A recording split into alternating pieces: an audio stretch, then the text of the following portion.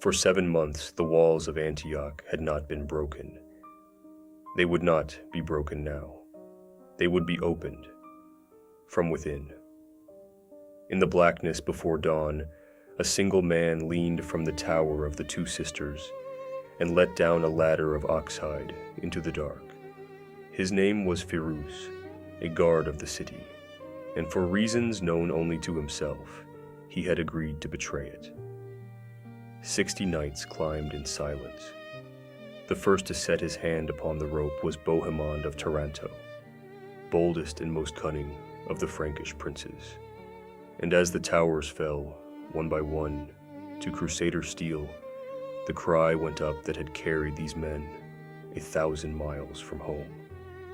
God wills it.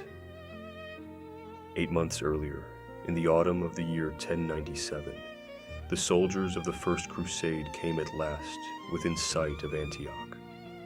They had marched across a desert and over mountains. They had buried their dead along every mile of the road.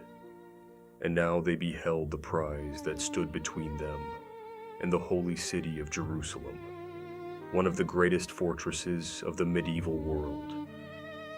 Its walls ran for miles, crowned with 400 towers, climbing the steep slopes of Mount Silpius until they vanished into the clouds. No army could encircle it. No engine of war could shatter it. From the heights, the Turkish governor, Yagi Sian, looked down upon the Franks and resolved to let hunger do his fighting for him. And hunger came.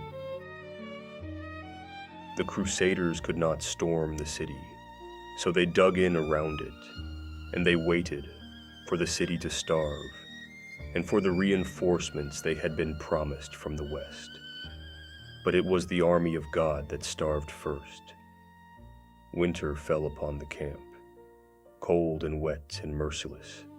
The food ran out. Knights slaughtered their own war horses to survive. The poor ate roots and leather, and worse.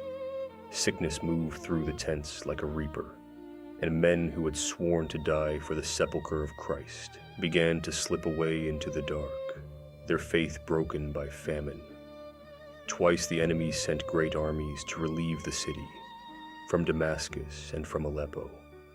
And twice the Crusaders, starving though they were, mounted their few remaining horses and rode out and broke them in the name of Christ. Yet still the walls stood, and still the promised help did not come.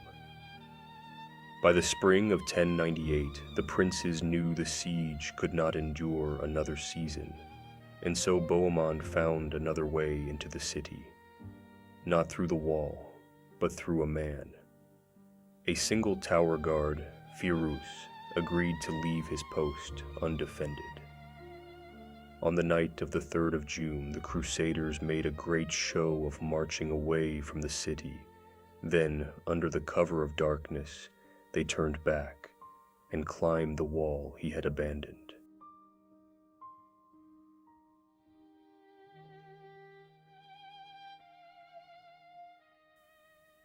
By the light of morning, the banner of the cross flew above Antioch. The city that could not be taken had fallen, and the soldiers of Christ believed that their long ordeal was over. For the Crusaders had held the city barely a day when the horizon itself seemed to darken. Kerboga had come, the great lord of Mosul, and behind him marched a host vast beyond the counting of it. In a single turning of fortune, the hunters had become the hunted. Trapped within the very walls they had just won, the Crusaders found no food, no fresh horses, no escape. The enemy held the towering citadel above them and the open plain below, and still they waited for the reinforcements they had been promised.